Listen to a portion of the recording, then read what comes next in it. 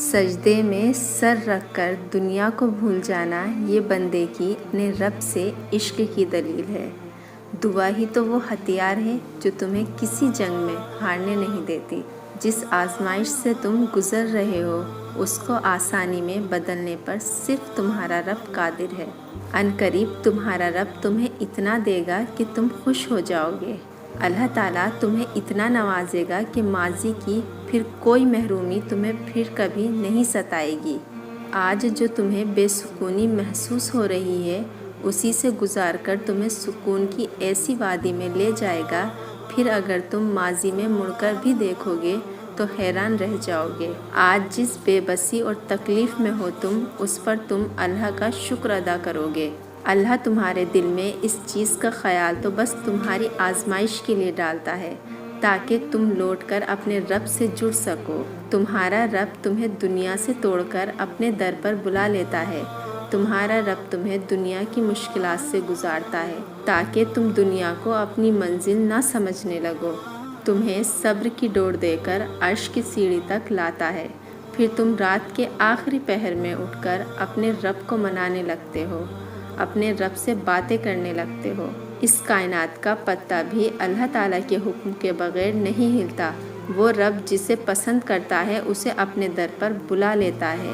وہ تمہیں دنیا سے اس لیے توڑ دیتا ہے تاکہ تم اللہ سے جڑ سکو۔ وہ تمہیں چن کر خاص کر لیتا ہے، پھر تم سجدوں میں رب سے راز و نیاز کرنے لگتے ہو۔ اگر التجائے رد ہونی ہوتی تو اللہ تعالیٰ کبھی یہ نہ فرماتا مجھ سے مانگو میں دوں گا۔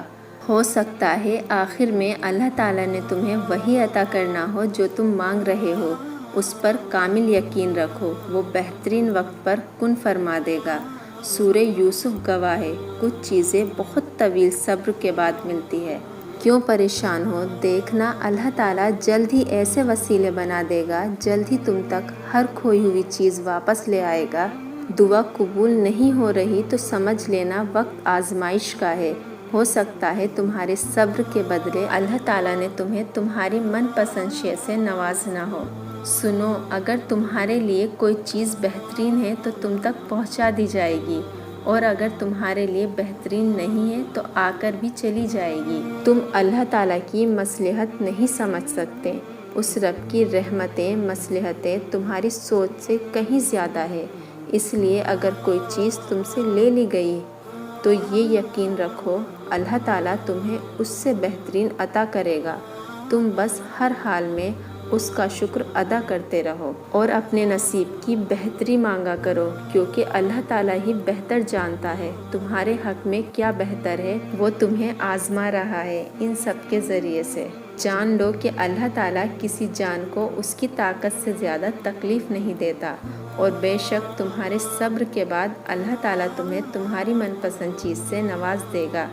یہ تمہارا ایک ہی دعا کو دہراتے رہنا، اپنے رب سے مانگتے رہنا، دلیل ہے کہ وہ تمہیں ملنے والی ہے۔ یقیناً اللہ نے دعا قبول کرنے کے لیے ہی تمہارے دل کا حصہ بنائی ہے۔ اللہ تعالیٰ دعائیں کبھی رد نہیں کرتا، وہ اٹھے ہوئے ہاتھوں کا مان رکھ لیتا ہے۔ وہ دعا مانگنے کی توفیق ہی تب دیتا ہے جب وہ نوازنا چاہتا ہے۔ سورہ یوسف مثال ہے، کوئی بھی چیز لمحوں میں نہیں دی جاتی، وہ اکثر صدیوں میں تمہاری ذات کا حصہ بنتی ہے، لمحوں میں نہیں۔ تم مانگو اللہ سے، اسے تمہارا مانگنا بہت پسند ہے۔ تم مایوس کیوں ہو جاتے ہو؟ کیا تمہیں اپنے رب کی قدرت پر یقین نہیں؟